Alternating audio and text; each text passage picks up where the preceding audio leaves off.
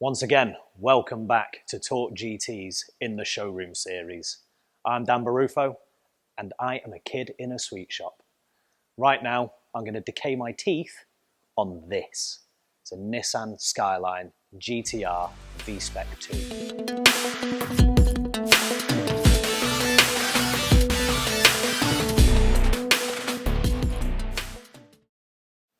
What can I tell you about the R34 GTR that most of you probably don't already know? If you're watching this, generally you're going to be a petrol head. And if you're watching this and listening to me, you might be able to put me right. However, I'm going to start with a bit of a history on the Skyline GTR. And I'm going to start with the R32. And the reason I'm starting there is because that is what set up the success of the 32, the 33, the 34. The 32 was designed in the 80s to go racing. That was it. Sole intention, we want to win championships. They developed the engine that powered the 32, 33 and 34. And that is the legendary RB26 DETT. So that's a 2.6 litre, straight six, 24 valve engine with 2 turbos. Externally, this is very, very similar to all the other R34 GTRs.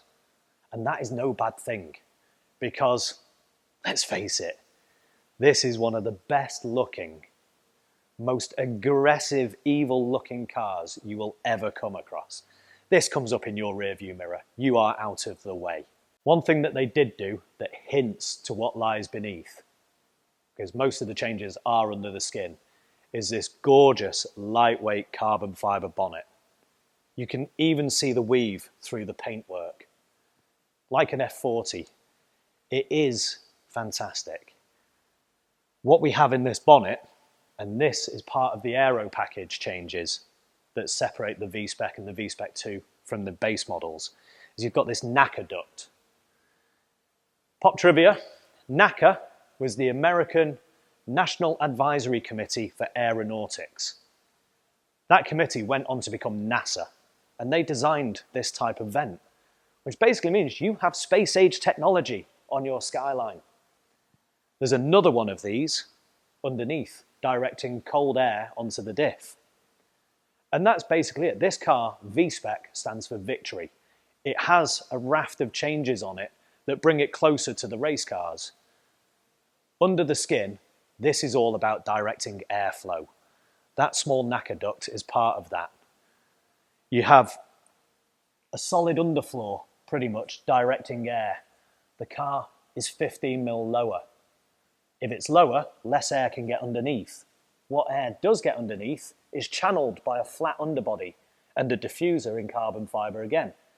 And that allows the car to get sucked down while the air goes over the top, which is what you want.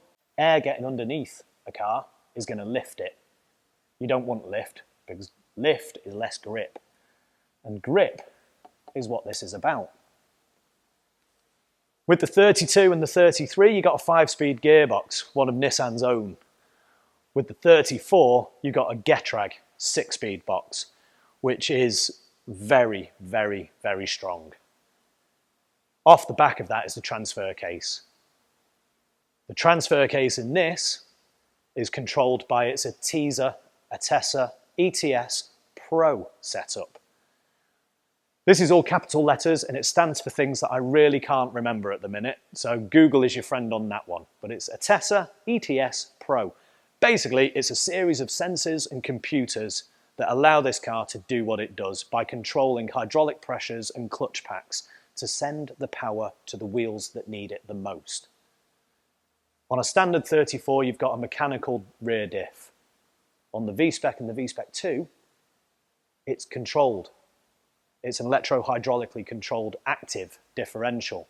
That way it can lock up when it wants. It uses the same sensors that the standard Atesa ETS system uses. What you've got, therefore, is a car that is predominantly rear-wheel drive, except when you need it, the sensors will send power to the front wheels, up to 50%. You've also got rear-wheel steering on this that adjusts the rear wheel angle only by a couple of degrees to help set the car up as you're going in and coming out of corners. Back in the day, there really was no faster way of getting round a corner than this. Talking about numbers, they made only 11,578 R34 GTRs, which makes them a rare car to begin with. But when we come to the V-spec 2, they made 1,855. So that's bugger all in the grand scheme of things. Now, of that, 604 were in this gorgeous Bayside blue. So that's a third of the production of V-spec 2s, pretty much, were in Bayside blue. And the reason for that is the brochure. The press car was in this Bayside blue and people fell in love with that image, and that is what they wanted. And that's why over a third of them ordered this colour. It looks fantastic. The way that the light catches the different lines, like where I am now, the side skirt is catching the light and it's popping back electric blue almost. It's like a neon when the light's catching it. It was a wise choice of colour. Now, as I've said, every change pretty much bar the bonnet was underneath, and they were all designed to control the airflow, whether that was for grip or cooling. You've got brake ducts that channel the air over the calipers, out through, and then out of the wheels. The wheels were designed this way in order for the airflow to come out. Everything was designed to make this car faster. Lots of people would look at this and go, well, why would I go for the V-spec 2 over a normal one? Because they can't see the changes. That's why they're asking these questions. What they've done is they've taken an absolutely amazing car and made it better. And you can't complain at that. Even though there are very few changes on the outside, there aren't many on the inside. As I say, it's all underneath, but why would you change this? Look at these seats. These are Nissan's own bucket seats. They're not an aftermarket manufacturer. They've taken the R32 and R33 and they've pumped it up a bit more. It wraps round on the shoulders now. There's more bolster in the sides and in your thigh support. You're not going to fall out of these. To be honest, you might have difficulty getting in them, depending on your size and injury record. Inside, you've got the MFD, the multi-function display. That came with 7 functions, or 9 on the V-spec 2 with all the options. And that will tell you everything from acceleration times, exhaust gas temperatures, intake temperatures, information that is really good for pub trivia, but almost useless when you're trying to do 150 miles an hour down the road. Private road, racetrack. The driving position in this car is spot on. It was spot on in the R32. They just got it right. They really did. And again, when you compare with modern cars, with all the toys in the world, you don't need that in here. 6-speed manual gearbox, 3 pedals, clear, concise details, dials, everything. It's a driver's car. It's not something for parking up or posing or, oh, look at this, I have this electronic gadget that adds weight that does nothing. Everything in this car is designed to make it go faster in a straight line, go faster round corners, and make the driver perfectly comfortable while doing it. As with most of the cars in this Hall of Legends, they're famous, mostly for their power plants. The Japanese have given us some legendary engines. JZs, RBs, rotaries, they all dominate the characters of the cars that they're in. So let's have a quick ganders at this RB.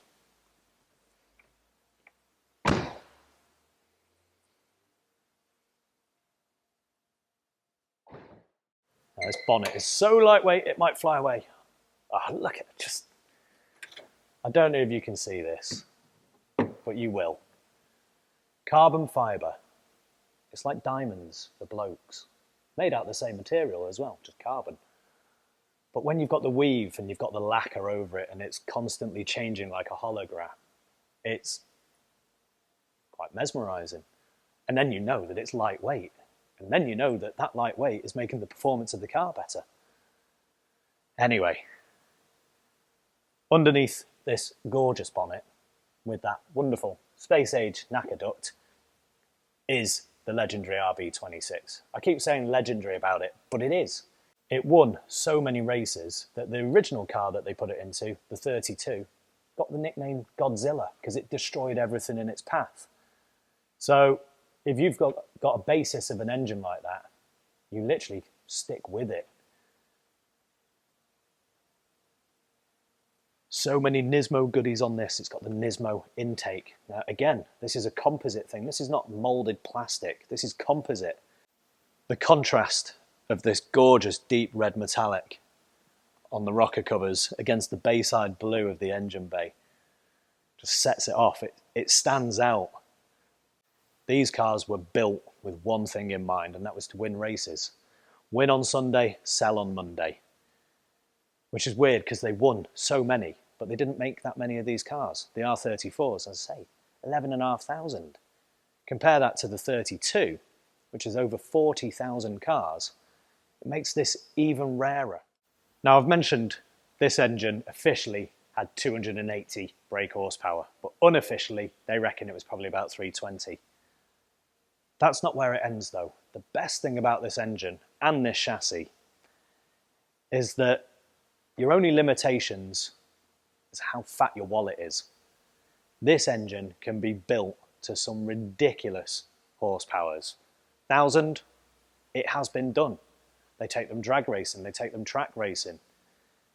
500 horsepower, like that. Literally, like that, and 10 grand if you do it properly with pistons and stuff. I built one of these literally to be about 700 and had it tuned to about 500. That way, it was never going to blow up again. And it only blew up because of me. But they're so tunable. Literally, if you put a modern ECU on these cars, you're going to get more power, more drivability, and probably better fuel economy. Except that's a double-edged sword, because when you get more power, you actually use more power and therefore use more fuel. So you don't actually get the economy benefits because you're constantly going, whoops, whoops. Fuel gauge goes down. Not good, not good. If you were to get one of these cars, and I highly recommend that you do, keep it, clean it, cherish it, polish it, lick it, kiss it, tuck it in at night, and it will look after you for the rest of your life. Because you won't get a better feeling than when you get into your car and you're looking at that GTR badge on the steering wheel, and then you fire up that RB26 and you get that lovely, hard but smooth sound coming from the exhaust. You sit there thinking, yep, this is it. And even if you don't leave the garage, just turn it off and look at it. But if you do leave the garage and you take it out for a drive, you will be rewarded, no matter what. Whether you're taking it on a country lane and ragging it and having some fun, or whether you're sat in traffic. Because even if sat in traffic in a car like this, people like it. You get thumbs up. People flash their lights. It's not like a modern BMW M4 where everyone goes, look at that. People let you out of junctions. People flash their lights coming towards you. Those that know give you respect because you haven't gone down the route of your modern German Luxo Barge RS6, whatever. And don't get me wrong, great cars, but this leaves you feeling special. So that there is the R34 GTR V-spec 2. Now, like an award ceremony, there's a few thank yous that I'd like to add. One, Torque GT for letting me do this video with an icon like this. That's that. They'll get more thank yous if they let me drive it. The second one is the GTR registry. If you want any information about any Skyline GTR, head over to the GTR registry. You can geek out on every single fact, figure, spec, numbers, production, everything on all the Skyline GTRs. It is concise, it's easy to use, and to be honest, the information is bang on. The next thank yous go to the digital age, because without certain things, we wouldn't really know about these cars. We wouldn't be geeking over them, we wouldn't be fanboys of them. And those two franchises, and I say franchises, Gran Turismo and Fast and Furious. And I know Fast and Furious has gone out there and it's ridiculous. It started off with street racing and now they're up in space and terrorists and rubbish. However, without Gran Turismo and Fast and Furious, these cars would not really have caught the attention of us in Europe and America. They brought these cars, the Supras, the Skylines, the RX-7s, they generally brought them to the masses. And because of that, we get to see these cars, we get to drive them, we get to own them. We wouldn't have known about them because they were kept pretty much in Japan, with a few to New Zealand and Australia. Obviously, by the time the 33 and the 34 came out, we were getting a few imports over here. But they're still a rare sight on the road, no matter which part of the world you live in. No matter which flavour Skyline GTR you're going to drive, 32, 33, 34, you're not going to be upset. You're not going to be disappointed. In fact, even if you only drive one once, it'll be a memory that lives with you for the rest of your life. Enjoy the details. In the meantime, give me your comments, like, subscribe. In fact, check out a video where we've got an R34 being driven. Listen to the noise. Look at it as it's going around the corners. You can see how purposeful it looks. Till the next time, see you again.